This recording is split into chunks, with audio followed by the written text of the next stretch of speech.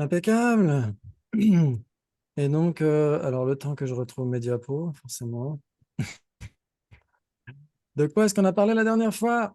Ah oui, il y avait des personnes qui ont essayé de faire les objecteurs, je me souviens. Ah oui, c'est vrai. Ouais. C'est cool ça. Vous avez essayé de trouver d'autres débats où vous pourriez être les objecteurs? Non, on n'a pas eu trop l'occasion de débattre, mais enfin, pas pour Ok, ma c'est part pas en tout grave. cas. Mais C'est pas grave du tout. On essaiera par la suite, justement, quand on aura vu les divisions septuples, de peut-être de vous laisser l'occasion d'être des objecteurs par rapport à des débats. Est-ce que telle ou telle cognition est nécessairement conceptuelle ou pas, etc., etc. Et puis, ça vous permettrait aussi de mettre la main à la pâte, par exemple, hein, par rapport à comment est-ce qu'on guide un débat, etc. Comment est-ce qu'on essaie de piéger les petits copains et tout ça. Ok, donc j'essaie de retrouver mes diapos. Ça ne devrait pas tarder. Parce qu'il y a quelques récapitulatifs de ce qu'on avait vu. Voilà, ça y est. On Pardon. avait... Allô? Oui, Ok. À tes souhaits, Gabi. merci. Ah, d'accord, j'avais pas entendu. Et on a Christine qui nous a rejoint entre-temps pendant que j'étais sur mes diapos. Super. Oui, APK, bienvenue. merci. Bienvenue, bienvenue. Donc, salut. j'ai aussi pris le texte de Yonzin Purbuchok pour m'appuyer sur ce qu'il dit, parce qu'il peut y avoir des distinctions d'un manuel à l'autre. Ok, très bien. Et donc là, vous devriez pouvoir voir cette image habituelle des débats. Ouais, Ouais. Yes. ok, impeccable. Très bien. Et donc, qu'est-ce qu'on avait vu précédemment? On avait vu la perception directe, vous vous souvenez? Oui. Oui. Ouais, on avait vu que elle pouvait être divisée en quatre, par exemple. C'était quoi? Les perceptions directes, Sensoriel, Logique, sensorielles, mental, mentales, logique et l'autocognition. inattentives. Voilà. Inattentives. Et autocognitive, non? autocognition. Mhm. Ouais, Autocognition. l'autocognition. Mhm. Ensuite, c'est ensuite quand on les divise, quand une perception directe, par exemple, réalise nouvellement, c'est une cognition valide. Quand elle Mhm. réalise, mais plus nouvellement, c'est une cognition Subséquente. quoi? Subséquente, bravo. Subséquente. Et si elle ne réalise même pas, c'est Inattentive. Inattentive. exactement. C'est là qu'on peut les diviser comme ça, ouais. Sauf, bien sûr, comme on avait dit, la perception yogique. Ouais. Donc, comme vous l'avez parfaitement dit, perception directe sensorielle, perception directe mentale, perception directe autocognitive, vous avez tous les définitions de tout ça, donc je ne vais pas vous les redemander. Et ensuite, on peut les diviser aussi, ces perceptions directes, en cognition valide, cognition subséquente et cognition inattentive, sauf laquelle, on ne peut pas avoir de cognition La inattentive. yogique. La La yogique. Oui, yogique est obligatoire. bravo. Exactement, les yogiques réalisent nécessairement son objet, que ce soit nouvellement ou pas. Ouais, ça joue? Mhm. Mhm. Bravo, vous êtes super balèze. Et donc, on avait vu justement la définition d'une cognition inattentive. On avait vu que c'était une cognition qui est une base commune entre ce qui a la claire apparence, où j'aurais pu mettre la claire apparence, c'est plus joli, c'est pas grave, ce qui a la claire apparence de son objet d'engagement, un phénomène spécifiquement caractérisé, et incapable d'induire une certitude de regard de son objet d'engagement, un phénomène spécifiquement caractérisé. Donc ça, vous connaissez ça par cœur. Vous vous souvenez de ce que voulait dire la claire apparence? C'est lié à une perception visuelle, en fait. Non? Oui, euh, oui, C'est- c'est pas faux, comme dirait Perceval. C'est lié à l'objet d'apparence, c'est quand ça paraît explicitement. Oui, Comment Ah, des sens, non? oui. oui, On pourrait dire que une cognition qui a la claire apparence de Mm. quelque chose, c'est nécessairement une cognition non conceptuelle, ouais. Ah ouais, non Donc, conceptuel. bien sûr, elle peut être visuelle, elle peut être yogique, etc., etc., ouais. Mm.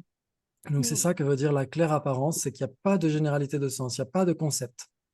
Ouais, c'est ça que ça veut dire. Ok, et vous vous souvenez de ce que veut dire un phénomène spécifiquement caractérisé? Un impermanent. Un impermanent, L'impermanent. exactement, tout à fait. C'est un équivalent d'impermanent, vérité ultime, etc., chez les autres, en tout cas, qui suivent le raisonnement. Et cette condition inattentive est incapable d'induire une certification au regard de cet objet. Ouais, donc elle l'appréhende, mais ne le réalise pas. Ouais, très bien. Ensuite, on avait vu la condition valide inférentielle, vous vous souvenez? Ouais, mais on avait vu que c'était une condition conceptuelle nouvelle et infaillible directement produite en dépendance de son support. Une raison valide. Et on avait vu que pour Yonzin Pulvuchok, condition valide, inférentielle et condition inférentielle sont équivalents.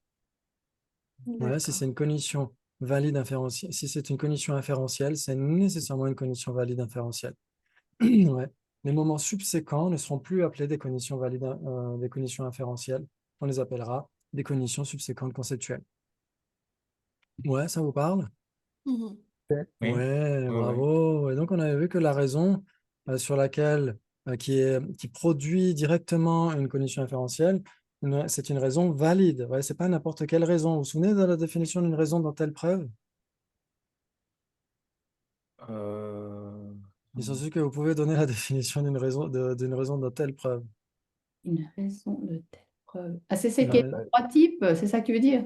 Non, Ouais, c'est pas un truc tout simple du style, c'est ce qui est oui, valide dans telle preuve, hein. ouais, je pense que... non, c'est presque ça. C'est ce qui est exposé comme une raison dans telle preuve. Oui, Ah exactement. oui. Ce qui est Ah posé oui. comme raison dans telle preuve.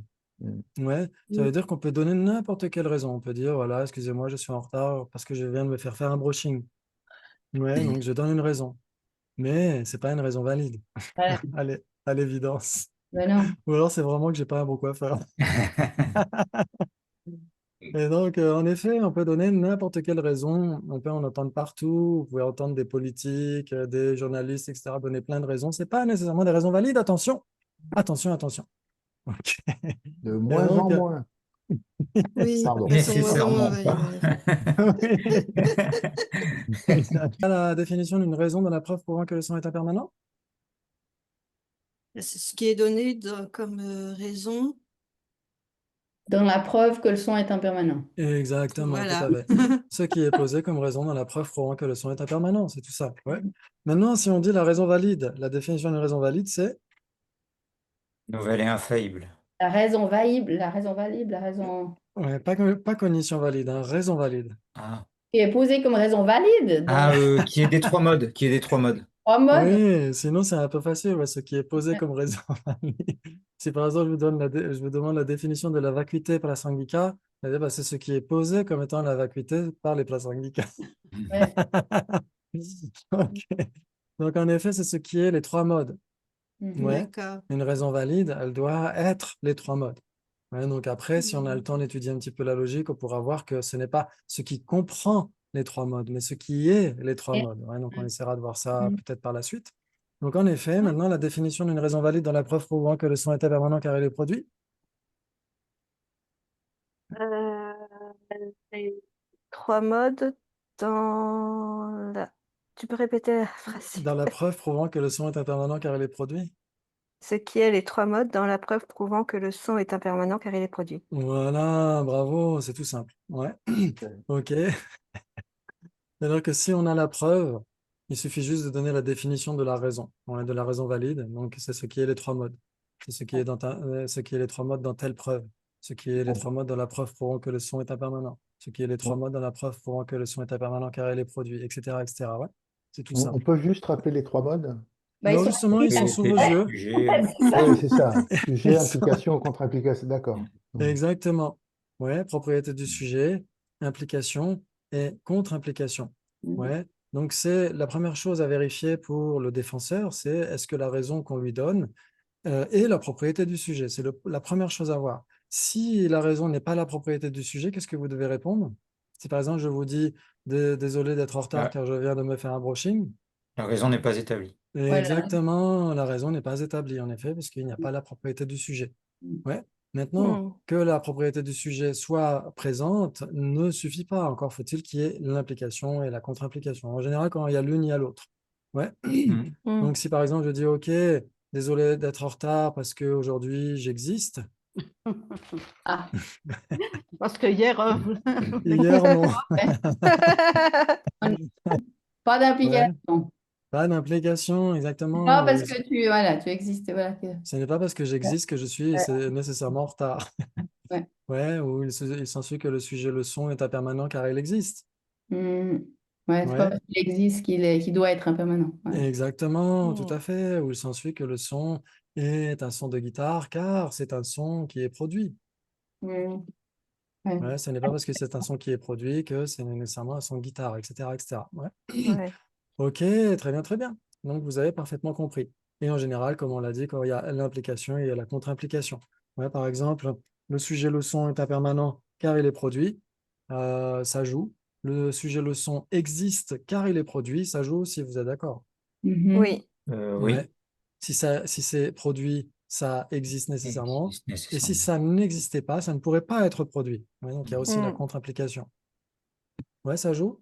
Oui, oui. Oui. Bravo. Donc là, bien sûr, quand on étudie la logique, on étudie les définitions de ces trois modes, etc. Mais pour l'instant, on ne va pas aller trop en profondeur. Maintenant qu'on avait vu qu'il y avait différentes raisons valides, vous vous souvenez, raison valide de nature, raison valide d'effet et raison valide de non-observation. Mhm. Ouais. En général, d'ailleurs, les deux premières dans les manuels sont données à l'envers. Ouais. On commence par la raison valide d'effet, mais c'est pas très grave.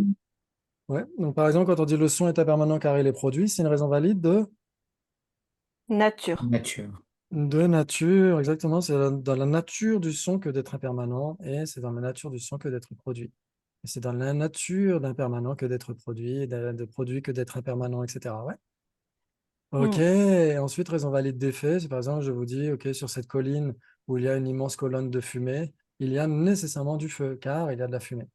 Ouais. C'est des causes. Oui, Oui. oui. Exactement, on prouve l'existence de la cause en validant l'existence de son effet. Ouais, ok. Très bien, donc là, après, c'est pareil, en débat, on pourrait dire que l'existence du feu ne peut pas être la cause de l'existence de l'effet, parce que existant, c'est permanent. Ouais, ok. Et ensuite, raison valide de non-observation, vous vous souvenez de ce qu'on avait dit comme exemple ou pas? Non. Non. Ouais. Par Non. exemple, si je dis, il s'ensuit que le ciel aujourd'hui est dénué d'étoiles car je ne les vois pas. Ah ouais. Mais c'est Ok, d'accord. le phénomène, ouais, la négation, tu veux dire. Oui, Ouais. mais là, c'est une raison Elle est valide. fausse. Oui, Parce exactement. que c'est pas parce qu'on voit pas qu'elle n'existe pas. Ouais. Voilà. Exactement. Tout à fait. Ouais, C'est un- donc, Pas une raison valide. ce n'est pas une raison valide, en effet. Une raison valide de non-observation, c'est dire, OK, je ne peux pas dire qu'il n'y a pas d'étoiles dans le ciel par le fait que je ne les vois pas. Dans ce Mm. cas-là, c'est une raison valide de non-observation de ce qui n'apparaît pas en l'état. Ouais, en l'état, comme il fait encore un peu soleil, enfin, il fait plus soleil, mais il fait encore un peu jour, c'est le crépuscule, on ne voit pas les étoiles, et ça ne veut pas dire qu'elles n'existent pas. Ouais. Donc, Mhm. c'est la non-observation de quelque chose qui existe. C'est ça que tu veux Et dire. en fait, on pourrait dire, c'est tout ça, exactement, ça veut dire qu'en l'état, on n'a pas la capacité de prouver ou de réfuter l'existence du phénomène en question. Mhm. Ouais. Alors que D'accord. l'autre type de raison valide de non-observation, si vous vous souvenez, c'est pour la vacuité, par exemple. Ouais, comme dit Ariana Nagarjuna, si le mirage était de l'eau, pourquoi ceux qui s'en rapprochent ne voient-ils pas de l'eau? Ouais, donc si le soi inhérent existait, plus on va analyser de manière ultime, plus on devrait l'observer. Or, c'est tout le Mm. contraire. Donc si on ne l'observe pas, c'est qu'il n'existe pas. Ouais. Par exemple, s'il y avait un chat sur le bureau, je devrais le voir. Vu que je ne le vois pas, il n'existe pas sur le bureau. Vous êtes d'accord? Là, c'est Oui. une raison valide de non-observation de ce qui est susceptible d'apparaître. Si ça existait à cet endroit en particulier, ça devrait apparaître. Et D'accord. puisque ça n'apparaît pas, ça n'existe pas là. Ouais, Mhm. Ok. très bien. Donc, c'est un petit résumé de ce qu'on avait vu. Puis après, il y a des subdivisions aussi. Et les raisons fausses, on avait vu aussi. Ça, vous les connaissez par cœur. Ouais, parce que vous avez l'habitude de raisons non établies, de pas d'implication et l'implication est opposée. Ça, vous le connaissez par cœur. Ouais. Mm. Ok, si par exemple je vous dis le sujet leçon est impermanent car c'est un objet d'appréhension d'une conscience visuelle, Mhm. Raison établie. Établi, oui. Alors, oui, ça, la mais raison est... la raison Oui, n'est pas. Non, non, la raison, elle n'est pas établie là. oh, pardon. Non, elle Oui, n'est pas Oui, établie. établi. Parce que exactement. c'est pas une conscience visuelle, ça devrait être une conscience Oui, auditive. Voilà, ça tout serait- à fait. Mm. Donc la raison n'est pas établie. Ouais, raison non établie. Ouais, ouais, ça joue. Mhm. Oui. Très bien. Maintenant, si je dis ok, le sujet, le son est impermanent, le son est une forme car il est impermanent, Indéfini. Indéfini. Pas d'implication. pas d'implication. Ah, pas Il est bien impermanent. Mais le fait Mm. d'être impermanent ne prouve pas que ce soit une forme. Il y a bien d'autres phénomènes impermanents que les formes. Ouais, Oui. Par exemple, la conscience. par exemple, la conscience, exactement, ou la personne, etc. Ouais, Mm. ouais, ça joue, donc c'est bien une raison indéfinie. Ouais, indéfini. une raison indéfinie. Magné petensi, c'est Ouais. bêta, ouais. Ok, et il y a la raison opposée. Si je dis, ok, le sujet, le son est permanent car il est produit, Mhm. Ouais, c'est l'inverse. Opposé. Ouais, l'implication est exactement. Le opposée. contraire. Ouais. L'implication est opposée. Ouais, la raison est valide. Pardon, la Ouais. raison est la propriété du sujet, mais elle prouve le contraire du prédicat, Mm. l'opposé du prédicat. Ouais, ça joue? Mhm. Ça joue. Ok, très bien. Donc ça, retenez bien ça, ce point-là, la raison opposée, parce que tout à l'heure, quand on va voir la supposition correcte, on va voir que parfois, on pourrait confondre deux trucs. Ah. Je vous fais le teaser. Mhm. Ok, donc bien sûr, elles ont aussi des subdivisions, ces raisons non établies. Par exemple, dans le Tariq que moi j'avais étudié dans Pointing the Way to Reasoning, il donne 9 types de raisons non établies. Ouais, en particulier, les 3 dernières, c'est quand il n'y a pas de distinction entre le sujet et le prédicat, ou Ouais. entre le sujet et la raison, ou entre le prédicat et la raison. Si par exemple je dis le sujet leçon est leçon car il est impermanent, c'est une raison fausse, ouais, D'accord. non établie. Si je dis le son est impermanent car c'est le son, là c'est pareil, ouais, c'est une raison non établie. Mm. Dans ce Ouais, cas, si- dans ce ouais, cas, il faut obligatoirement que tu répètes le mot. On peut dire le son est un bruit. dans ce cas-là, ça jouerait. Il faudrait qu'il y ait une différence minimale. Ah. Exactement. Ouais, si on Mhm. dit par exemple le son est l'objet d'appréhension d'une conscience auditive parce qu'il est impermanent, etc. Plutôt, le son est impermanent car c'est l'objet d'appréhension d'une conscience auditive. Ouais. Ouais. Dans ce cas-là, ça pourrait jouer, mais dans certains manuels, ils disent que non, c'est même pas encore une raison valide parce que le Mais, son, il faut d'abord certifier la raison pour comprendre de quoi il s'agit quand on parle du son. Donc ça veut dire qu'il faudrait comprendre d'abord la raison pour comprendre le sujet. est-ce que ça suffit de donner la définition? Je crois pas non plus. Alors oui, ça peut suffire parce que, par exemple, on peut dire il s'ensuit que le son est impermanent car il est instantané. Ah, mais Ouais. instantané, c'est pas... On peut dire le son est existant car c'est observé par une cognition valide. Ouais, on Mhm. prouve un definiendum en donnant la définition. Ok. Mais l'inverse n'est pas vrai. On ne peut pas prouver la définition en donnant le definiendum parce qu'en général, on réalise d'abord la définition pour comprendre ensuite le definiendum. Ouais. Mhm. Mhm. Ok, très bien, très bien. Donc ça, c'est juste des petits points de logique. Et pour la raison opposée, essayez de bien garder à l'esprit que la raison est la propriété du sujet, mais qu'elle prouve le contraire du prédicat. Mhm. Ouais. Donc ça veut dire que c'est même la définition donnée par Chanel Amachedou dans Pointing the Way to Reasoning. Il dit Dedrup qui chorche kanshi kekita ki dedrup ki kapitsu ni chinchilop tu nieba. Ouais, il dit c'est une raison qui a la propriété du sujet et cette raison, dans cette preuve, s'engage à l'opposé de son prédicat. Ouais, ok, il s'engage à l'opposé des deux implications en réalité. Ok, donc ça veut dire qu'il doit y avoir la propriété du sujet, ouais. Que Mhm. Deju qui chorche kanshik, ouais, il le dit littéralement. Elle doit être la propriété du sujet, mais va prouver le contraire du prédicat. Parce que tout à l'heure, quand on va voir les suppositions correctes, on va voir que c'est l'inverse. Ok, donc ça c'est juste pour faire le teaser. Très bien, très bien. Ensuite, mes diapos n'avancent pas. Ah si, c'est bon. Ouais, on va commencer à jouer. Yay! Pékin, je parie que tu ne connais pas la définition de cognition valide. Là, c'est tellement facile. La raison n'est Raison pas n'est Raison n'est pas établie. établie. Oui, la raison n'est pas établie. Il s'ensuit que tu connais la définition de cognition valide. J'accepte. J'accepte. Très bien, fais péter. Une cognition libre de conceptualisation et non erronée. Ah, il s'ensuit donc Non, qu'une non, cognition non, valide est c'est Non, une nécessairement une cognition perception nouvelle et directe. infaillible. je me les, je me les mélange, les Ouais, définitions. cognition valide et perception directe, il y a combien de possibilités? Quelle est la différence entre les deux? 3 Quatre. possibilités. 4. 3 ou 4. 3 ou Je sais 4, plus. au moins 3. En plus, on l'a fait la dernière fois. Oui, on le fait souvent, ouais. Donc 4 possibilités, ouais. Ouais, Il y a ce qui est les deux, il y a ce qui est A et pas B, il y a ce qui est B et pas A, il y a ce qui est ni A ni B, ouais. Ok, mm, donc c'est quoi ces cognitions nouvelles et infaillibles? Ça, c'est d'accord. la définition d'une cognition valide, ouais. Ouais, Mm, Tout le monde est d'accord? oui, j'accepte. Ok, sur ce que ce n'est pas le cas, car tu ne connais pas la définition d'une cognition non valide.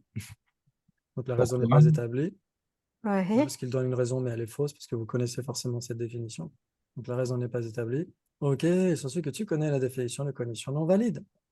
une cognition J'accepte. qui n'est pas Pas nouvelle nouvelle, ou pas infaillible. infaillible. Ouais. Oui, vous avez mis la négation au bon endroit. Bravo. Imaginons que le défenseur ne la mette pas au bon endroit.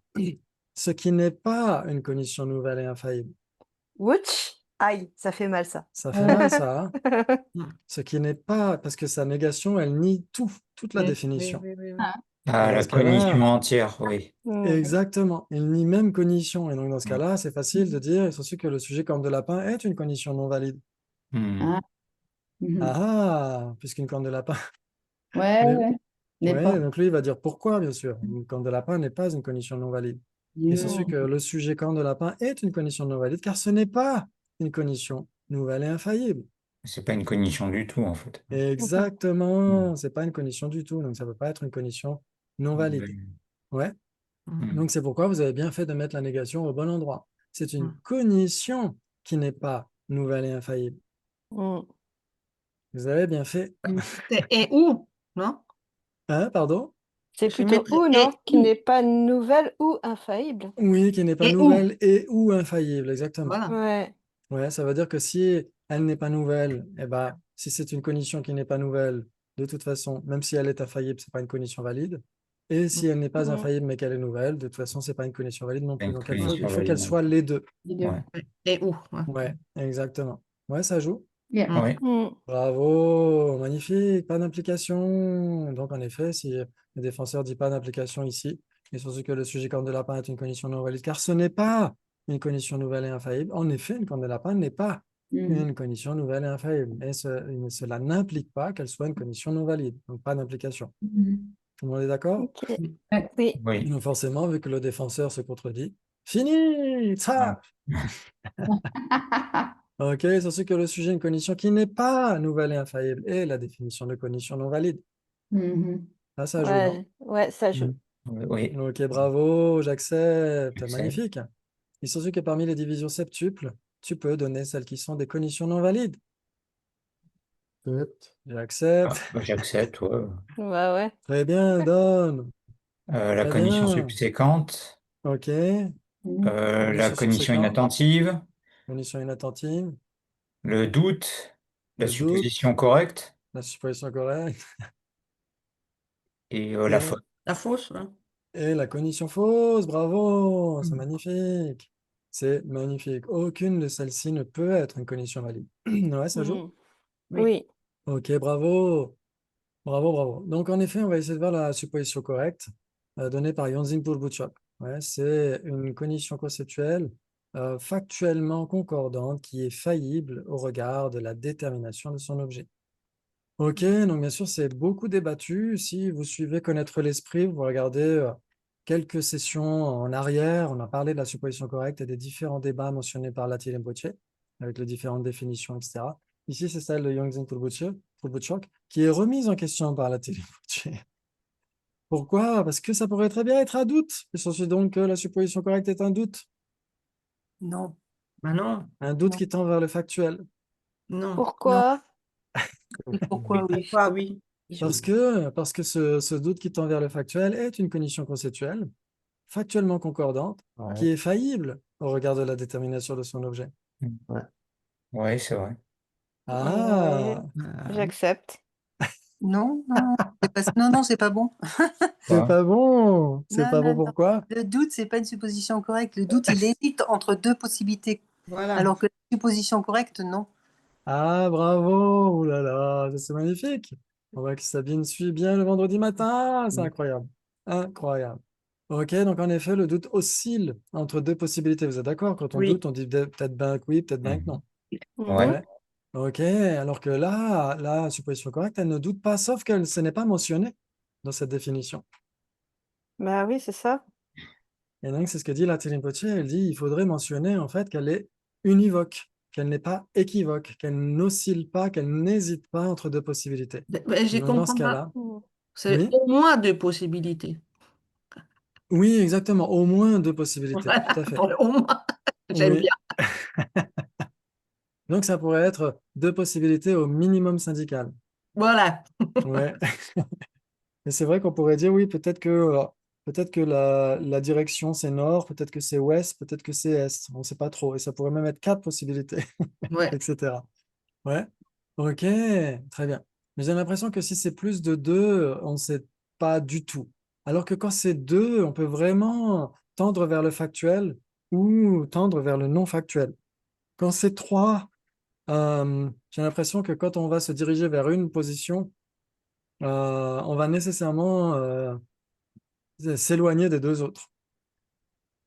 Ouais, mais bon, après, ça, c'est peut-être, Mm. ça pourrait jouer quand même. Ça pourrait jouer quand même. Mais en effet, si ici, une condition conceptuelle factuellement concordante, par exemple, le doute qui tend vers le factuel est factuellement concordant. Mais la Hmm. Tirinpoche dit que le doute qui tend vers le factuel va tendre vers une condition factuellement concordante, ne l'est pas encore. Mhm. Alors, on pourrait débattre là-dessus. Ouais, si vous doutez, si vous allez vers la direction A ou vers la direction B, si vous vous dites, bah, tiens, peut-être que c'est la direction A, malgré tout, cette condition tend vers le factuel, même si vous n'êtes pas sûr. Non? Mhm. Mhm. Et est-ce qu'on peut dire qu'un doute qui tend vers le factuel, lorsqu'il cesse d'être un doute, ça devient une supposition correcte? Oui, s'il n'y a plus d'oscillation, s'il y a plus d'hésitation, Hmm. oui. Ouais. Et donc, Mais, c'est pourquoi, c'est ça qui fait la distinction entre les deux. mais quand tu doutes, tu hésites entre 2 possibilités. Tu doutes, tu es sur un chemin, tu as 2 possibilités. Tu doutes, je prends à droite, je prends à gauche. Alors que la supposition correcte, moi je le vois, ben, tiens, je pense que c'est de ce côté-là, en fait. Oui, tout à fait. Et c'est pas pareil. Exactement. Or, ce n'est pas mentionné dans dans la définition. Il faudrait mentionner, en effet, une condition conceptuelle factuellement concordante qui est faillible au regard de la détermination univoque de son objet. Dans Mais ce cas-là, est-ce qu'on ne doute pas du tout dans une supposition correcte, hein. oui, tout à fait. Mais du coup, si on doute pas du tout, elle est faillible au regard de la détermination. Ah oui, d'accord, elle est faillible, mais on s'en rend pas compte en fait. Exactement, Nous, tout on à est fait. déterminé, on pense que c'est ça, quoi. Mm. Oui, exactement. Ok, d'accord. Hmm, Ouais, donc elle est quand même en accord avec la réalité, mais elle ne sait pas pourquoi. Et elle d'accord. pourrait être remise en question. On pourrait douter à nouveau. Ouais, si, Hmm. par exemple, vous regardez votre montre à 4 heures, elle est cassée à 4 heures, vous avez une supposition correcte. Vous regardez votre montre 5 minutes après, là, vous allez douter. Mhm. Oui. Parce Hmm. que vous allez vous dire, tiens, elle est cassée. Ok, Hmm. bravo. Donc, les divisions des suppositions correctes, celles qui sont données par Yonzin Pulbuchok, pas par la Rinpoche, parce qu'il y en a moins dans le texte de Geshe Jampel Sampel, mais ça se rejoint. C'est pas contradictoire. Les suppositions correctes sans raison. On Mm. se dit, tiens, il est certain que je suis impermanent. Je suis sûr que je suis impermanent. Je sais, je le sens, je sens que je le sais, comme dans la pub avec les assurances. Ouais, ah, Ensuite, c'est pas mal. contradictoire avec une raison, mais dans la traduction de la FPMT, c'était avec une raison opposée. Ça vous rappelle quelque chose ou pas? Non. Mm. C'est ce qu'on vient de dire La tout à l'heure raison parmi les... opposée, on l'a vu tout à l'heure, c'est oui. Oui, Voilà. La raison est exactement. opposée, Oui. oui. Hmm. Exactement. Et donc, dans la raison opposée, est-ce qu'il y a nécessairement la propriété du sujet? Oui, oui, oui. Oui, Oui. exactement. C'est le prédicat qui est faux. Vous êtes d'accord? Oui. Hmm. Hmm. Or, la supposition correcte, le prédicat doit être juste puisqu'on suppose correctement. Mhm. Hmm. Ah, On se dit, tiens, je suis impermanent. Je suis impermanent car je ne suis pas produit. Mhm. Ouais. Donc, en effet, le prédicat, la thèse est juste. Je suis impermanent. Mais on le certifie en dépendance d'une raison opposée, car je ne suis pas produit. ah, d'accord. Et donc, c'est l'inverse de la raison opposée, puisque dans la raison opposée, la propriété du sujet doit être là. La raison est la propriété du sujet, mais c'est le prédicat qui ne va pas, c'est la thèse qui ne va pas. Mhm. Ici, c'est le contraire dans la supposition Ici, correcte. c'est la raison qui va pas. Exactement. Donc, on ne peut pas l'appeler une raison opposée, puisqu'une raison opposée a nécessairement la propriété du sujet. C'est Et pourquoi Ah. il faut le traduire comme étant contradictoire avec une raison, mais pas avec une raison opposée. Hmm. C'est un peu les élèves qui arrivent au bon résultat, mais pas avec les bons arguments, quoi. Oui, exactement, tout à fait. Ouais, ouais, je me souviens d'avoir fait un exercice à l'école de mathématiques et d'avoir tombé juste, mais j'ai été complètement à côté de la plaque. Et donc, en effet, dans ce cas-là, c'est tout à fait cet exemple-là, ouais. C'est-à-dire qu'on tombe juste, mais avec un faux raisonnement. Donc le Hmm. prédicat est juste, mais la raison est fausse. Exactement, tout à fait. Ok. C'est la raison qui est contradictoire avec le prédicat, mais on ne peut pas l'appeler une raison opposée, puisque la définition d'une raison opposée, c'est une raison qui a la propriété du sujet et qui s'engage de manière incorrecte vis-à-vis des deux implications dont elle preuve. Ouais, Oui. Mhm. magnifique! Parce que moi, ça m'avait beaucoup torturé pendant le PEBA Nalanda, où j'arrivais pas à trouver de solution, j'étais obligé de demander à Gang Jensen en privé. Ok, donc il a dit en effet, dans ce cas-là, on ne peut pas l'appeler une raison opposée. Et d'ailleurs, Yongzin Pobutchok ne l'appelle pas une raison opposée. Il se dit qu'il est contradictoire avec une raison, littéralement en Ah. tibétain. Hmm. Ouais, Mhm. ok, bravo, bravo. Ensuite, avec une raison indéfinie, là, c'est en effet l'un des 3 types de raisons fausses. Une raison indéfinie, ça veut dire, ok, je suis impermanent car j'existe. Mhm. Ouais. Donc, en Mhm. effet, la thèse est juste, je suis bien impermanent, mais je passe par une raison indéfinie. C'est pas parce que j'existe que je suis nécessairement impermanent. Ah, quand ça n'a rien à voir avec la choucroute, quoi.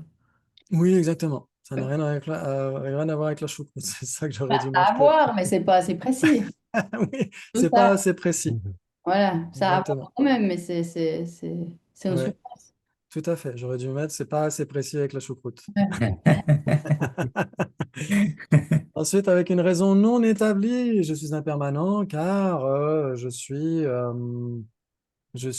pas moi, parce que je suis une plante. Ouais. Je suis impermanent car je suis une plante. En effet, je suis impermanent. La thèse est juste, donc notre cognition est en accord avec la réalité, elle est factuellement concordante, Mhm. mais on s'appuie sur une raison non établie. Donc c'est bien là aussi la raison non établie telle qu'on l'a vu tout à l'heure. Il n'y a pas la propriété du Mm. sujet. Mhm. Ouais, ça joue? Ouais. Oui. Je comprends pas très Bravo. bien la différence entre non indéfini et non établi. Ouais. Donc dans une raison non établie, il n'y a pas la propriété du sujet. Mhm. Ouais, par exemple, si je dis je suis impermanent car je suis une plante, est-ce que je suis une plante? Non. Dites non, par pitié.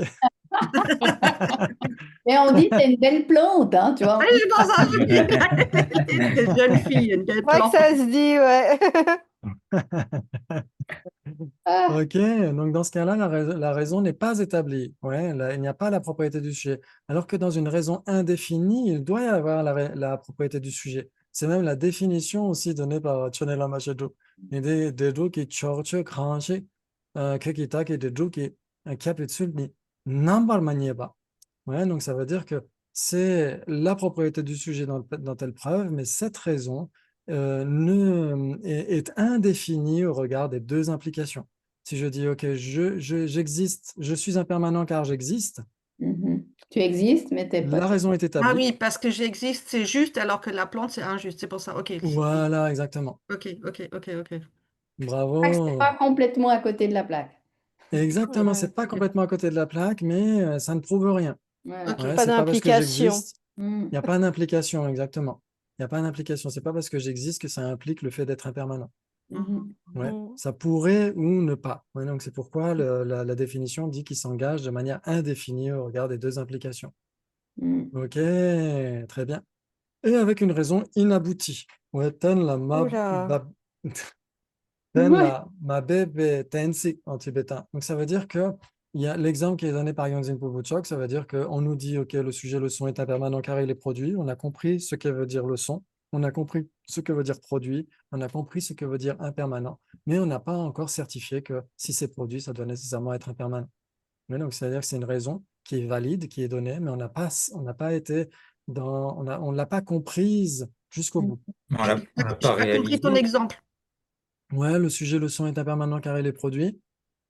Ouais, le son, on a compris ce qu'était que le son. Mhm. On a compris ce que voulait dire produit. On a Produit. compris ce que Ok, voulait dire impermanent. Mais on n'a pas encore compris que si c'est produit, c'est nécessairement impermanent. ok, c'était ça. Ouais, donc on n'a pas encore conclu que le son est nécessairement impermanent pour la Mhm. raison qu'il est produit. Donc c'est pas abouti, c'est pas mené jusqu'à son terme, cette compréhension. Ok, Mm. ok. On n'est pas loin de le faire, mais c'est pas encore le cas. Mais Hmm. Ouais, ça veut dire que ça reste une compréhension seulement intellectuelle ou ça faut que ce soit. oui, oui, c'est nécessairement. C'est ça, hein, Ouais, parce que euh, on l'a pas réalisé, quoi. C'est ça que ça veut dire. exactement, ça veut On l'a dire pas qu'on est, réalisé de l'intérieur, quoi. C'est pas. oui, Mm. exactement, c'est sur le point d'être réalisé, parce que dans l'instant d'après, on comprendra que si c'est produit, c'est nécessairement impermanent et donc Ouais, le son est impermanent. ouais. Mais c'est pas encore abouti. Donc là, c'est un exemple très spécial où on est Mm. encore en train de réfléchir. C'est qu'on n'a Mm. pas Ouais, ouais, encore ouais. obtenu la conclusion. Ouais. Ouais. Mhm. Ok. Et donc ce sont ces 5 qui sont donnés dans le texte de Geshe Jampel Sampel commenté par la Rinpoche. Les 3 dernières sont réunies en une, tout simplement. Ouais. Il va dire avec une raison fausse, tout simplement. Ouais. Et en fait, même inabouti, je suis pas sûr qu'il en parle, en fait, Geshe Jampel Sampel. Il faudrait vérifier. Peut-être qu'il en parle, il faudrait vérifier. Je suis pas très sûr. Parce que d'un manuel à l'autre, ça change tellement. OK, donc ça veut dire que la thèse est nécessairement juste. Je suis impermanent, le son est impermanent, etc. Mais soit c'est sans raison, soit c'est avec une raison, mais une raison fausse. Ouais. Ça peut être euh, une autre thèse qui va à l'opposé de la raison, en effet. Donc la raison est fausse. Soit elle est fausse parce qu'elle est non établie, soit parce qu'elle est indéfinie, soit parce qu'on n'a pas été jusqu'au bout de la conclusion, tout simplement. Ouais, ça joue? Mhm. Ça joue. Bravo, magnifique. Et ensuite, le doute. Rangtop qui est Tani Suddoberikpa. Ouais, c'est la définition, c'est une cognition qui, par son propre pouvoir, hésite entre deux possibilités. Oh là là. Mhm. Ok. Et là, c'est littéralement deux possibilités. Tani, ouais, deux extrémités, deux possibilités, d'une certaine manière. Ok. Très bien. Et donc ici, en effet, il y a marqué par son propre pouvoir. Ceux qui Ouais. viennent le vendredi matin, je suis sûr qu'ils savent pourquoi. À cause du facteur mental, le doute, qui est responsable de l'hésitation, Oui, colorer la cognition. magnifique. Oh là là là là, faudrait que je donne des diplômes à la fin de l'année. Exactement. Oui, par son propre pouvoir. Ouais, bah, l'exemple qu'on emploie en général, c'est par exemple, vous avez un gouvernement à 5 ministres. Ouais, donc 5 facteurs mentaux, on pourrait dire. Et le gouvernement lui-même, c'est la conscience principale, on pourrait dire.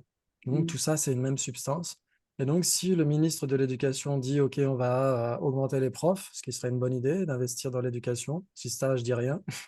Ah, Et donc, si le gouvernement est d'accord, il va le faire. Mais c'est par le pouvoir du ministre de l'Éducation. C'est lui qui décide ces choses-là. Ouais, c'est pas lui qui va décider par rapport à augmenter les finances dans les hôpitaux, etc. Même si ce Non. serait une bonne chose aussi. Ouais. Donc c'est lui qui va décider d'augmenter les profs et donc c'est dans son domaine, l'éducation. Ouais. Et donc le gouvernement va agir en fonction de ce qu'il a décidé. Donc c'est par le pouvoir du ministre de l'Éducation. Et donc là, le doute, quand on parle d'un facteur mental, dans ce cas-là, en effet, la sensation, l'identification, la conscience principale, mentale, etc., vont aussi douter, mais par le pouvoir du facteur mental de doute. mhm. Ouais, vous êtes d'accord? Mhm. Ok, bravo, c'est magnifique. Par Donc ce que son dit, propre pouvoir, on l'utilise dans autre chose aussi, mais j'arrive plus à me souvenir, hein. oui, c'était par rapport à la définition d'une cognition valide. Ouais, quand on dit une cognition nouvelle et infaillible, nouvelle, ça veut dire par son propre pouvoir. Un nouvel par Ah son oui. pouvoir. Ouais, oui, Ouais. c'est ça, voilà. C'est un peu D'accord. Voilà, exactement. Ouais. Très bien. Donc ici, c'est par son propre pouvoir parce que c'est sa fonction principale que de douter au facteur mental de doute. Ouais, ça joue. Mhm. Oui. Mais il y a un mais. Il y a un mais, c'est que euh, il y a deux terminologies pour le doute.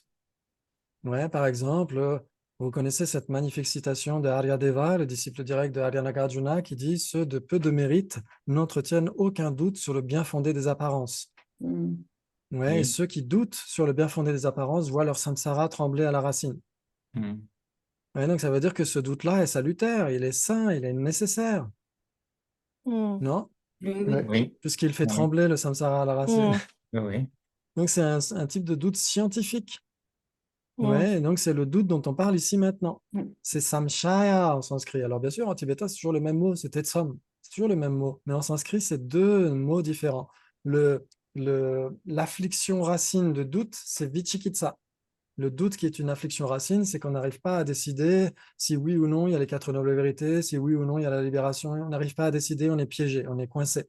Ça, c'est un doute Mm. affligé. Ouais, Et ouais. c'est un facteur mental, puisque c'est une affliction. Vous êtes d'accord? Mhm. Oui. Or, ici, le doute qui peut être salutaire, il peut être scientifique, ce n'est pas nécessairement un facteur mental. Ça peut être la conscience mentale aussi qui est un doute, qui doute. Donc, il n'y aurait pas nécessairement besoin de mettre par son propre pouvoir, dira la Rinpoche. Mhm. Ouais, vous savez que quand on parle des divisions septuples des cognitions, perception directe, est-ce que c'est nécessairement un facteur mental, une perception directe? Non. Non, Non, non, ça peut ça peut être être une aussi une conscience. conscience, Mhm. exactement. La cognition inférentielle, est-ce que c'est nécessairement un facteur mental ou une conscience principale? L'un ou C'est l'autre. l'un ou l'autre. Mhm. Exactement. Donc, les divisions septuples, comme dit la Rinpoche, des différentes cognitions, ça peut être aussi bien des facteurs mentaux que des consciences principales. Donc, il n'y a pas ici besoin de mettre par son propre pouvoir pour insister et dire que le doute est un facteur mental. Ouais. Mhm. C'est plus général que ça. Donc, c'est pourquoi d'autres définitions vont dire Rangul la tani sudoperipa. Ouais, ils vont pas dire par son propre pouvoir. Ils vont dire c'est une cognition qui doute, qui hésite entre deux possibilités par rapport à son objet. Et donc, dans ce cas-là, ils disent pas par son propre pouvoir, et ça semble être plus juste. Ouais, ça joue? Mhm. Waouh, magnifique, vous êtes super balèze. Oh là là là là. Et donc, vous connaissez déjà les divisions des doutes. On en a parlé tout à l'heure. Bah, Il celui y a le doute qui qui tend vers s'engage la factuellement, certitude. Oui, et ouais, puis, qui ne tend pas vers le factuel, donc le contraire. oui, exactement. Celui qui s'éloigne de la réalité. Et il Mhm. y a un entre-deux aussi. Il y a le doute égal. Chanyambe tetson en tibétain. Le doute égal, j'ai l'impression que c'est un pléonasme. Ça, c'est mon point de vue. Un doute égal, ça veut dire que je suis impermanent, je ne suis pas, peut-être ben que oui, peut-être ben que non. Ah, J'ai l'impression que c'est un peu la définition du doute, non? Mais bon, Ah oui, c'est vrai. c'est pas grave. Et qui ne Euh, tend pas vers le factuel. On tend plus vers la direction opposée. mhm. Ouais. Mais ça reste quand même fluctuant. Ça reste fluctuant. On se dit, oui, peut-être que je ne suis pas impermanent, j'en sais rien, mais je pense que je ne suis pas impermanent. Mais on doute encore, on n'est pas encore unipointé. Si notre cognition était était univoque, pardon, si elle s'engageait de manière les deux pieds joints vers le non factuel, qu'est-ce que ce serait? Une cognition fausse. Une cognition fausse, exactement. Ouais, ce serait une cognition fausse, puisqu'une cognition fausse ne doute pas. Elle y va les deux pieds joints. Et peut-être que tu dis qu'il n'y a pas trois niveaux, mais peut-être qu'on commence d'abord par s'éloigner de la réalité, peut-être. Après, on a un doute égal et ensuite on a un doute qui tend vers le factuel. En fait, c'est progressif, c'est comme un Ouais. curseur. Ouais, j'ai l'impression que c'est un petit peu comme une balance. On ne sait pas Ouais. trop où on en est, donc c'est très fluctuant. Bah, en Et- fait, le temps qui doute vers le factuel, ce serait plutôt oui. Le temps qui ne tend pas vers le factuel, ce serait plutôt non. Et le doute égal, ce serait ben, je ne me prononce pas. C'est Oui, ça. ce serait un peu ça. Mais je pense qu'on a ces trois-là d'une manière ou d'une autre. C'est comme un curseur, comme vous disiez, en effet, on passe de l'un à l'autre facilement. Ouais. Mhm. OK, donc en effet, si ça devient unipointé, si ça devient univoque, dans ce cas-là, le doute qui tend vers le factuel deviendrait une supposition correcte et le doute qui ne tend pas vers le factuel deviendrait donc du coup une cognition fausse. Ouais, mais comme il est équivoque, comme il doute, il oscille entre ces possibilités, il est contradictoire avec ces deux autres. Parce que c'est ce type de débat que mentionne Kerubje, ouais, dans Freedom Through Correct Knowing. OK, ça vous parle? Mhm. Bravo, magnifique! Et enfin, pour terminer la division septuple, oh là là, on aura fait un super boulot.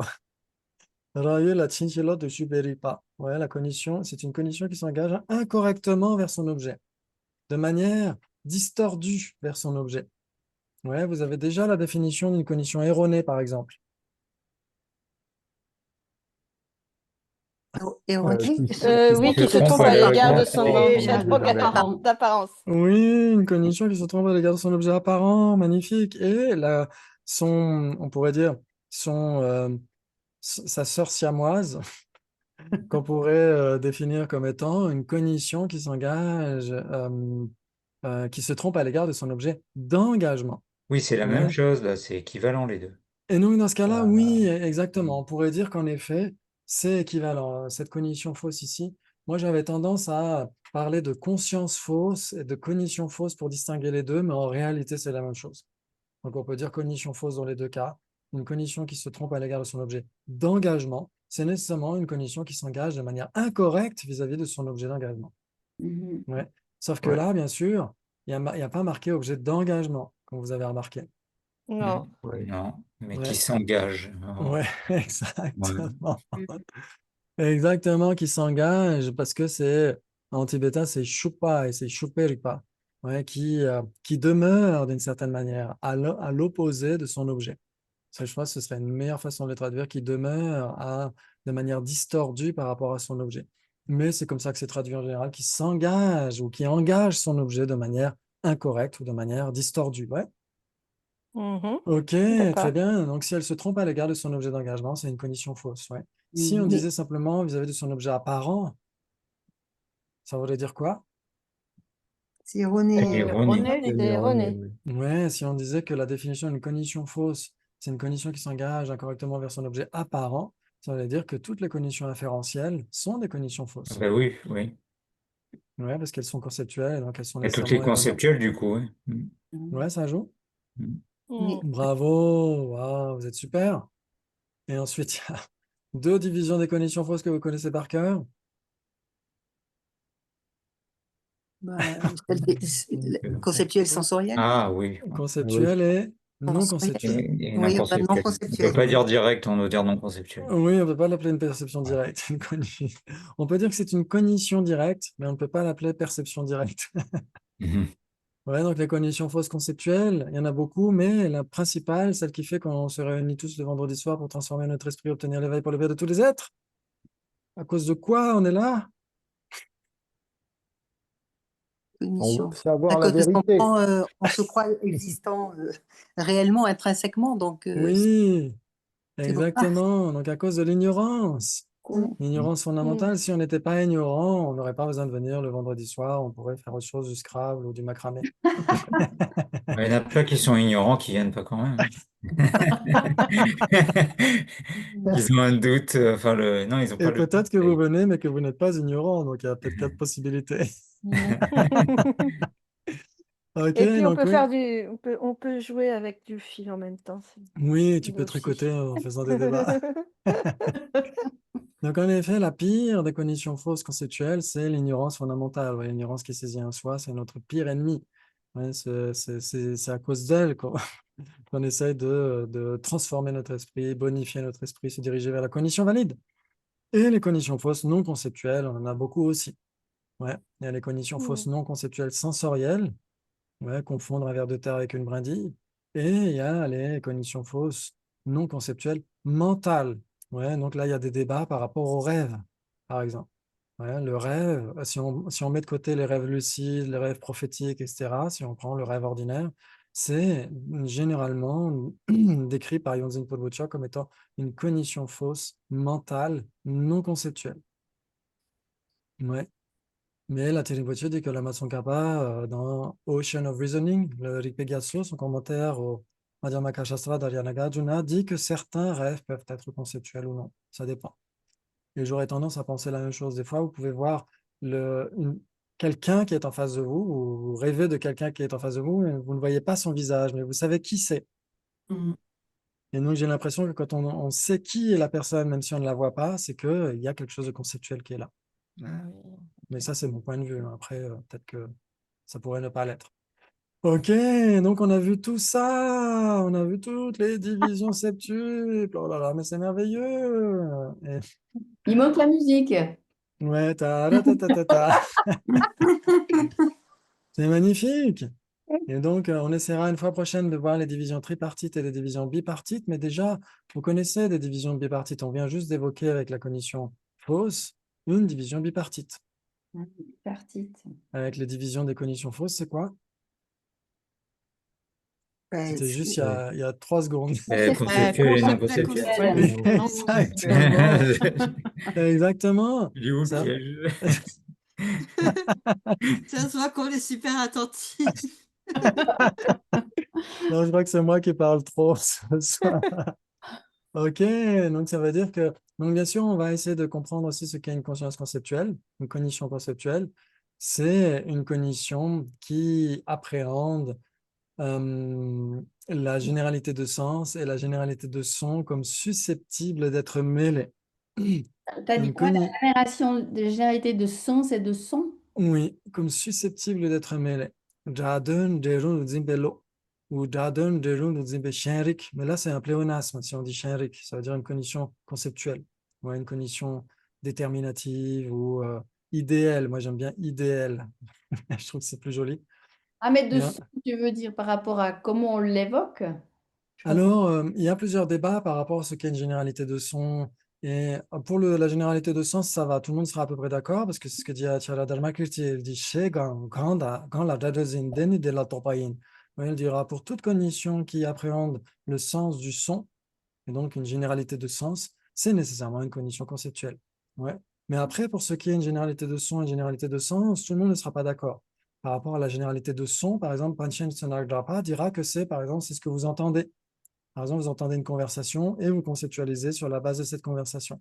Et donc, ce que vous entendez à l'extérieur, ça va être la généralité de son. Et votre conceptualisation, ça va être la généralité de sens. Mais Yonzin Polbuchok dira pas nécessairement ça. Il dira, par exemple, si vous allez en Inde et qu'on vous demande au retour du marché d'acheter des kela, par exemple, eh ben, vous allez entendre le son kela. Et donc, vous allez avoir la généralité de son kela. Mais ça ne fera aucun sens si vous ne parlez pas l'hindi. Si après on vous montre le fruit lui-même, une banane, à ce moment-là, vous pourrez associer le son et le sens. C'est pourquoi Yonzin Polbuchok dit que c'est une condition qui appréhende la généralité de son et la généralité de sens comme susceptibles d'être mêlées. Elles ne le sont pas nécessairement. Mhm. Mais pour comprendre quelque chose, c'est presque obligé que ce soit mêlé, non? Oui, on pourrait dire en effet. Alors, pas nécessairement parce qu'on peut avoir, par exemple, on peut connaître parfaitement le goût de la banane, savoir quand elle mûrit, où l'acheter, etc. Mais pas nécessairement savoir comment elle s'appelle dans un autre pays. Ah, ouais, ok. Ah, Ouais. ouais. Ah, oui, d'accord. Mais bien sûr, T'as pas le son. oui, on n'a pas le son dans l'autre pays. Bien sûr, dans notre langue à nous, on saura l'appeler banane. Mais par exemple, un bébé peut très bien reconnaître un visage, etc. Donc, il a le sens, même s'il ne connaît pas le mot maman. Oui, ouais, tout à Ouais. fait. Ah, ça, c'est sûr. Ouais. Ah, ouais, ok. Ah, Il ouais. a quand même le sens à l'esprit, ouais. Il a la signification à l'esprit. Donc c'est pourquoi Acharya Dharmakirti dit qu'une cognition conceptuelle, c'est nécessairement une cognition qui appréhende le sens du son, shabdartha en sanskrit, le sens du son. Artha, c'est le sens et shabda, c'est le son. Ouais, donc il y a différentes interprétations. Il y en a qui vont l'interpréter. Il y a différents composés en sanskrit. Il y a des composés juxtaposés, par exemple le sel et le poivre. Donc ça, c'est un dvandva. Donc ça veut dire le sens et le son. Ouais. Et il y a les composés tatpurusha, comme le génitif en allemand. Ouais, donc le sens du son. Ouais, le vélo de Vali. Donc ça, dans ce cas-là, c'est le sens du son. C'est un composé sanskrit tatpurusha, un génitif. Et donc dans ce cas-là, il n'y a pas nécessairement besoin de dire on associe le son et le sens, c'est simplement le sens du son. Dans ce cas-là, tout va bien. Et donc c'est une interprétation surtout que gardera par exemple Kedukje, etc. Ouais. Ok, très bien. Donc là, si si c'est un peu trop complexe par rapport aux terminologies, laissez tomber, c'est pas grave. Dès l'instant où vous avez compris qu'une conscience conceptuelle a nécessairement pour objet apparent une généralité de sens, donc un concept, vous avez compris que c'est une conscience conceptuelle, une cognition conceptuelle. Ouais. Mhm. Bravo, magnifique. Oh là là, c'est super. Donc, parmi les divisions septuples, lesquelles sont Michel Calabanan, Et là, Kela. D'ailleurs, je crois que les Tibétains aussi disent Kela pour banane. Je ne sais même pas s'ils ont un nom en tibétain pour ça, il faudrait vérifier. Ok. Et donc, parmi les divisions septuples, lesquelles sont nécessairement des cognitions conceptuelles?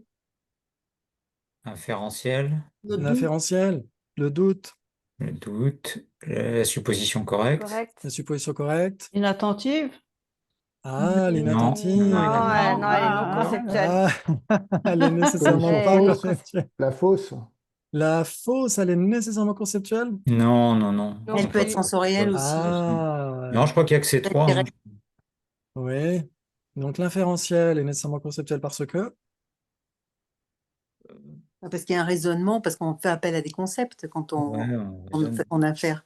exactement, tout à fait, quand on raisonne, on conceptualise nécessairement. Mm. L'inverse n'est pas vrai.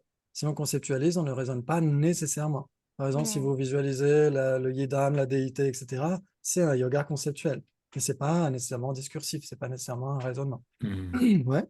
Ok, Ouais. quand vous vous souvenez d'une banane, Ouais. vous ne raisonnez pas, mais vous avez un concept à l'esprit. Ouais. Mhm. Ok, donc si on raisonne, c'est nécessairement conceptuel, mais si c'est conceptuel, c'est pas nécessairement rationnel ou en train de raisonner. Ouais. Mhm. Très bien, donc une cognition inférentielle résonne, donc elle est nécessairement conceptuelle, tout le monde est d'accord? Oui, Oui. Ok, maintenant le doute est nécessairement conceptuel. bah oui, aussi. Oui. Aussi, Oui, en oui. effet. Est-ce qu'une conscience sensorielle, est-ce qu'elle peut douter? Non. Bah non, soit elle Non. voit, soit elle voit pas, mais bon, il n'y a pas Oui. de. Voilà, Ouais. tout à fait. Ouais, il n'y a qu'une conscience conceptuelle qui peut douter, qui peut se dire, tiens, c'est peut-être ci, c'est peut-être ça, etc. Ouais. Très bien, magnifique. Et ensuite, on a dit la supposition correcte. Oui, c'est un peu comme l'inférence du coup, même si la raison est pas nécessairement valide, quoi. Mais... Oui, Mm. Oui, alors, par rapport à l'inférence, euh, ça peut être un petit peu comme l'inférence, oui, en effet, si c'est sur la base d'une raison. Mais il y a aussi les suppositions correctes sans raison. Ah oui. Ouais. Où on se dit, tout simplement parce que notre maître l'a dit, on accepte que l'éveil prend 3 aires cosmiques incommensurable parce que notre maître l'a dit, parce que le Bouddha l'a Hmm. dit. Ouais, donc c'est juste ça. Et encore, on pourrait dire c'est une raison. C'est parce que le maître l'a dit. Ok, très bien. Très bien, très bien. Donc oui, la supposition correcte est nécessairement conceptuelle et c'est un petit peu marqué dans sa définition au regard de la détermination de son objet. Euh, et je crois même qu'il y a marqué aussi que c'est bien une cognition conceptuelle. Il faudrait que je vérifie. Supposition correcte. Oui, une cognition conceptuelle, factuellement concordante. Ouais, chez Henrik, exactement. Ouais. Ok, très bien, très bien. Et ensuite, on a dit une cognition fausse n'est pas nécessairement conceptuelle. Non, parce qu'on peut se tromper. Par exemple, ben, la brindille, c'est faux. Et le ver de terre, enfin, oui, Oui, ça dépend dans quel sens tu le prends, mais tu te trompes quand même. oui, exactement. Si on prend une brindille pour un ver de terre ou inversement, dans ce cas-là, c'est une cognition fausse. Ouais, si on a l'impression de voir un truc alors que ce n'est pas là. Ouais, Une donc c'est limace bien. pour une corde, ouais. Ou une limace pour une corde. Valide. Eh, moi, Exact. ça me gêne un petit peu parce que c'est quand même un concept, le fait d'identifier quelque chose et de se tromper sur son apparence. Ouais, Ça reste quand même un concept, de se dire c'est un ver de terre, mais je pense que c'est une brindille. C'est conceptuellement que je fais l'erreur. Non, en fait, tu oui, crois alors, réellement voir un ver de terre. C'est pas, Là, tu ben, crois. je vois quelque chose et que oui, j'identifie comme un ver de terre ou comme une exactement. Ouais. brindille. Et l'identification, dans ce cas-là, elle est incorrecte. Mais l'identification n'est pas nécessairement conceptuelle, ouais. Oui, parce que tu vois la forme qui ressemble tellement, Ah, tu as vraiment l'impression que c'est un serpent en fait. Hmm. Ouais. Ouais. est-ce que Ou enfin une l'identifie... limace, quoi. Essaye de repenser à un souvenir où tu as pris quelque chose pour autre chose. Et c'était direct, il n'y avait pas de conceptualisation. C'était, par exemple, moi j'avais tellement horreur à chaque fois avec les voies monastiques d'écraser un escargot, etc. Dès que j'écrasais une coquille de noix, Ouais, ça tu m'arrivait. payais. Je faisais, oh. Ah, ouais, ouais. Mm. Ah, ouais, quoi. Mm. Et donc, après, je regardais, bien sûr, c'était pas. Et en Alanda, il y avait beaucoup, beaucoup, beaucoup de vers de terre et de limaces aussi quand il pleuvait. Ouais, Enfin, j'imagine encore maintenant. Mais Mm. à chaque fois, on était beaucoup sur le côté vers le fossé, mais j'avais pas toujours le temps de le faire. Et puis des fois, c'était juste impossible. Et des ouais. fois, j'avais vraiment l'impression d'avoir marché sur un ver de terre alors que c'était qu'une brindille. Ouais. Ouais, donc tu vois quelque chose, tu te dis, ah, mais en fait, non, c'est pas. Donc c'est quand tu regardes à 2 fois, tu dis, ah non, c'était pas ça. Ouais, ou même quand, je sais pas, en voiture, quand quelqu'un remet son rétro, toi, tu as l'impression qu'il te fait coucou. Mais Ça t'est jamais tu vois, arrivé? c'est pour ça qu'il y a, en ce qui me concerne, ce doute dans le fait que ben, il y en a qui disent que, par exemple, la conscience, une cognition sensorielle peut être une conscience. Euh, Tu vois, je m'exprime peut-être pas très bien, mais qui considère par exemple que la vue peut être une conscience, parce que ce que je vois n'est pas une conscience, c'est Un objet d'une conscience. Ouais, l'objet d'une conscience, voilà. Donc c'est pour ça que c'est que l'objet de la conscience qui est faux. ouais. Donc pour ça que Oui, j'en déduis que c'est exactement, la oui. conscience qui est fausse, qui se trompe. Oui, elle va à l'opposé de la réalité. Ouais, donc si Oui, elle va à l'opposé de la réalité, en effet, elle se trompe sur son objet. Elle prend un objet pour un autre, d'une certaine oui. manière. Mais Ouais, ça reste pour ça que ou alors j'ai mal compris la définition de ce ouais, qu'est quelque chose de conceptuel, tu vois. ouais. Parce que Parce que pour moi, ce l'objet, qui est lui, il n'y est concept, pour rien. En effet, l'objet, lui, il n'est l'objet pas n'y est pour faux. rien, oui. L'objet, il n'y est pour rien. C'est la conscience qui est en désaccord Ouais, ou en accord avec cet objet, mais lui, il n'y est pour rien. Ça ne change rien pour lui, exactement. ouais, Donc, en effet, dans ce cas-là, c'est la conscience, soit elle certifie, elle est en accord avec la réalité, soit elle est en désaccord vis-à-vis de la réalité. Et donc, ouais. en effet, moi, ça m'est déjà arrivé de faire coucou à quelqu'un en voiture, parce que je pensais qu'il faisait coucou, mais en fait, il remettait Ah, Ils oui. t'ont répondu? son rétro. Donc, ou de voir au loin Mm. Tu as l'impression qu'il y a un chat qui est là au loin, etc. Mais en fait, non, c'est juste un morceau de bois, etc. Et donc, il y a pas de concept dans ce cas-là. Il peut y avoir un concept. Tu peux te dire, tiens, le chat, il est bizarre, ou il est en train de dormir, ou il a une drôle de couleur, etc. Mais Ouais, c'est possible qu'on conceptualise. Mais le premier mouvement de la conscience qui voit un chat là où il n'y en a pas, où c'est juste un morceau de bois, dans ce cas-là, en effet, c'est une cognition fausse non conceptuelle. ouais, faut que je vois ça. Ouais. Ouais, essaie de voir Mm. dans tes Mm. souvenirs quand tu as pris un truc pour un autre de Non, non, manière mais c'est sur instinctive. la notion de concept et avant le concept, en fait. Mm. Mais en fait, après, tu sais, comme on disait, selon les classes d'êtres, on voit pas c'est le même objet, mais on voit pas la même chose. Des dévas voient du nectar, nous on voit, je sais pas, une tasse, Ouais. un chat va voir autre chose, et pourtant c'est le même objet, quoi. Oui, alors ça dépend. Les personnes qui Oui. diront que c'est différents objets. Si c'est des conditions valides, leurs objets doivent correspondre à ces conditions Mm. valides. Ouais, mais ça va être valide. Nous, on peut pas dire c'est du nectar. Chez un déva, ça va être valide. Pour nous, ça va pas être valide. Exactement.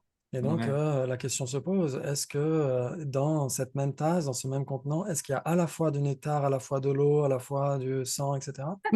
Ça, c'est pas possible. Alors, les prasangika diront les trois sont une même substance. Mm. Mm. C'est-à-dire que pour le Bouddha qui perçoit leur façon de percevoir, il verra que ces trois trucs sont dans le même contenant. Mm. Ouais. Donc, bien sûr, Kadubje se pose la question dans A Dose of Emptiness, de Tongtun Chenmo, quand il parle des écoles philosophiques, Chittamatra et Madhyamaka. Il se demande, est-ce que c'est d'abord de l'eau ou est-ce que c'est d'abord du nectar, etc. Il dit, ça dépend comment. Si par exemple, nous, on utilise un verre d'eau et que soudainement un déva arrive, lui, il verra du nectar. Mais à la base, c'est quand même de l'eau parce que c'est nous qui l'utilisons en premier. Ah, C'est ce que lui dira. joli. Parce que, ouais. Ouais. Parce que après, un Bouddha, il va tous les voir parce qu'il voit l'ignorance de toutes les classes d'êtres. Donc Oui, il mais voit pour ces êtres-là, c'est pas de l'ignorance. Dans la les. tradition Voilà. Nyingma, oui. Dans le Nyeshe Jome de Jumi Pam Rinpoche, le phare de la certitude, où il débat avec les Gelugpa, il y a 7 points sur lesquels il débat, il se pose la question. Il se dit, en effet, est-ce que c'est vraiment du nectar ou pas? Et en fait, il dit qu'il y a différentes conditions valides qui surpassent les autres. C'est-à-dire que plus notre conscience se purifie, plus on est censé voir du nectar. Mhm. Mais chez les Gelugpa, on dira non, les Devas ont aussi raison que nous. Ouais, Hmm. les abeilles, si elles voient des couleurs magnifiques dans les fleurs que nous ne voyons pas, elles ont autant raison que nous, parce que leurs facultés sensorielles leur permettent de voir cela. Leurs conditions karmiques leur permettent de voir cela. Est-ce qu'on Et peut donc, dire dans ce cas-là aussi, c'est en fonction, enfin, c'est aussi la fonction qui fait, parce que si moi, ça me sert de boire de l'eau et quelqu'un d'autre, ça lui sert, ou que ça fait dans le corps, ou je sais pas, enfin, si quelqu'un boit du nectar et puis ça le nourrit, alors que moi, je bois juste de l'eau pour me désaltérer, parce que ça n'a même pas la même fonction. Est-ce que c'est ça, en fait, qui importe? oui, Quel est l'effet, quelle est la conséquence? oui, par exemple, pour le poisson dans le lac, pour lui, c'est ça demeure l'eau. Pour nous, c'est pour nous désaltérer. Et donc, les deux ont autant raison l'un que l'autre. Ah ouais, c'est ça, quoi. C'est la fonction ou l'utilité, ou je sais pas comment je peux dire, la Ouais. conséquence. Pour le poisson, il a une condition valide de certifier, enfin, est-ce qu'il le fait de manière Euh, très élaborée, je ne sais pas, mais pour lui, c'est sa demeure, c'est son milieu de vie, et donc c'est une condition valide pour lui. Et aussi, quand tu parles que tu pensais que c'était enfin, une limace, puis que c'était une brindille, au début, c'est non conceptuel, tu vois, mais une fois que tu regardes comme il faut, puis que tu y vois que c'est une brindille, ça devient conceptuel, là, non? Oui, parce que tu te dis, Et tiens, là, tu raisonnes. j'avais vu une corde, ou j'avais vu une limace, et donc là, tu as le souvenir de ce que tu avais cru voir. Donc là, tu as nécessairement un Là, concept, ouais. ça devient conceptuel, mais c'est que tu... Voilà, ok. Exactement. Ouais, Et c'est les instants, en fait, d'une même histoire, mais si tu prends le tout début, c'est non conceptuel, et après, une fois que tu oui. déroules, ça le devient. Ok. Exactement. Ouais, ouais, tout à fait. Quand tu dis, tiens, je m'étais trompé, j'avais Voilà. pensé que c'était ça, ou je croyais que c'était ça, etc. Et donc, ça veut dire que tu te souviens de la façon dont tu as appréhendé le truc. Un Mais même raisonnement. Donc, dès si tu te le l'instant où tu te souviens, rends compte c'est ça, où tu le nommes, tu es déjà dans le conceptuel, puisque je Voilà. pense que le. ah Ouais. oui, donc ça veut dire que le poisson est dans le conceptuel quand il certifie l'eau. Est-ce qu'il certifie l'eau? S'il certifie l'eau comme étant son habitat, peut-être.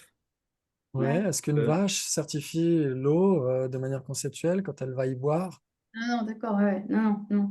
Non, comme le bébé Ouais, qui mais elle nomme pas. Oui, c'est parce sa qu'elle nomme maman, pas quoi. l'eau. Elle Elle a veut pas nommer l'eau, conscience. mais nous, on la nomme, quoi. Nous, dans notre tête, on va de suite faire c'est de l'eau. Donc ça Voilà. veut dire que nous, on a une cognition valide de l'eau, mais pas la vache. Elle n'a pas de cognition valide de l'eau. D'accord. Mais elle ne nomme pas, mais elle sait ce que c'est. Ouais, Oui, Oui. elle a elle le sait à quoi ça sens. sert, C'est quoi. tout. Ouais. Exactement. Ouais, Mm. elle connaît Elle l'eau a, quand même. elle connaît l'eau, elle sait que ça, elle peut boire, elle Sans peut, savoir que ça s'appelle eau. Voilà, c'est et ça. sans savoir que ça s'appelle Ouais. eau, C'est etc. nous qui avons mis ce mot eau. Oui, Oui, en C'est plus. simplement une substance, voilà, chacun la voit différemment et a une exactement. utilité différente, c'est tout. Ouais, Et bon, donc, bon, on peut après, les certifier, animaux, c'est une chose, les humains, c'est une autre. ouais, et même chez les humains, on peut certifier quelque chose sans nécessairement connaître tout. Par exemple, même chez les Sootrantika. Chez les Sootrantika, ils disent que on a tous affaire à des phénomènes spécifiquement caractérisés. Le téléphone, le livre, les personnes, etc. sont des phénomènes spécifiquement caractérisés, mais nous ne les réalisons pas comme tels. Pour les réaliser comme des phénomènes spécifiquement caractérisés, il faut raisonner, il faut exclure qu'ils soient des phénomènes généralement caractérisés, etc. Et chez les Plasanguicas, c'est pareil, on a tous affaire dans notre quotidien et nous-mêmes sommes des vérités conventionnelles, mais sans les réaliser comme étant des vérités conventionnelles, parce que pour le faire, il faut d'abord exclure l'existence ultime. Ouais. Ouais. Mm. Tu vois, un exemple d'instant, là j'étais avec mes petits-enfants, ma petite fille, elle va avoir 6 ans, puis elle commence déjà à lire. Puis ma fille lui a écrit Grand-maman dort à la maison. Alors c'est pas facile hein, le truc, mais. Puis elle comprenait pas parce que quelque part j'étais réveillée, tu vois. Donc il y avait. Tu me vois, toi, t'es figée. Ah oui, oui, ça va. Tu vois, grand-maman dort à la maison, mais j'étais pas en train de dormir vu que j'étais aussi au salon. Et quelque part, c'est aussi une phrase qui lui parlait pas à la gamine parce que j'étais pas en train de dormir. Toi, c'est une généralité parce que Oui, là pendant 4 jours, oui, oui. on le dit comme ça, hein, grand-maman dort à la maison. Mais en fait, je voyais la gamine, puis au fait, grâce Mhm, à ça, si tu veux, j'ai pu réaliser que en fait, elle comprenait pas le truc là parce que bah non, oui, elle oui. comprend pas, tu Et vois. tout à fait, des fois, Tu ça peut être vois, comme des c'est subtil koans. comme truc, hein, mais on le dit souvent en fait des choses comme ça. Oui, moi, ça Ouais, m'avait marqué, c'était comme un impressionnant. koan. Je me souviens, c'était un Nalanda. Il y avait Diado Rinpoche qui donnait une ordination monastique. Et on était plusieurs Gelong pour la cérémonie. Et on avait servi des jus de fruits. Et juste à côté de moi, il y avait Venerable Trekchö qui commence à prendre son verre. Et il repose, il dit Nobody drinks, personne ne boit. Et moi, je l'ai pris comme un truc de vacuité. Il n'y a personne qui boit. Et en fait, lui, il disait Non, non, personne n'a pris son verre, donc je le repose. Et donc, pour moi, c'était comme un koan. Je me suis dit Ah, ça m'a Mm. fait comme un choc. Ok, laissez tomber. Et c'était très drôle. Ok, très bien. Donc, on a pu certifier lesquels étaient nécessairement conceptuels, lesquels pouvaient l'être. Ouais, par exemple, la cognition fausse peut être conceptuelle et aussi, il y en a une autre parmi les divisions septuple qui peut être conceptuelle, qui ne l'est pas nécessairement.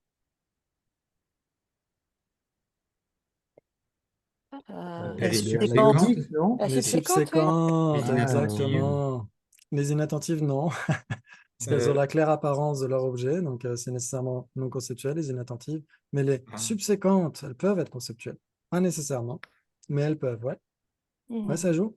mm. Oui. Bravo, très bien, bravo, vous avez assuré, c'est magnifique. Pour le bien de tous les êtres, pour la longue vie, l'excellente santé de sa santé d'Adama et de tous les autres maîtres pleinement qualifiés, pour l'harmonie, la paix, le vivre ensemble, le bon cœur, le bon sens, la bonne humeur, et pour l'éveil de tous les êtres. Merci beaucoup, et pour aussi le respect du vivant, le respect des droits de l'homme, le respect des droits animaux Mm. et le respect du vivant et de la planète. Merci beaucoup et prenez bien soin de vous. À la fois Merci. prochaine, je Au D'accord. mettrai un revoir. petit récapitulatif sur la vidéo. Merci. Merci. Ciao, Super. Merci. ciao, à bye. Ciao. bientôt. Voilà. Merci, bonne Ciao. soirée.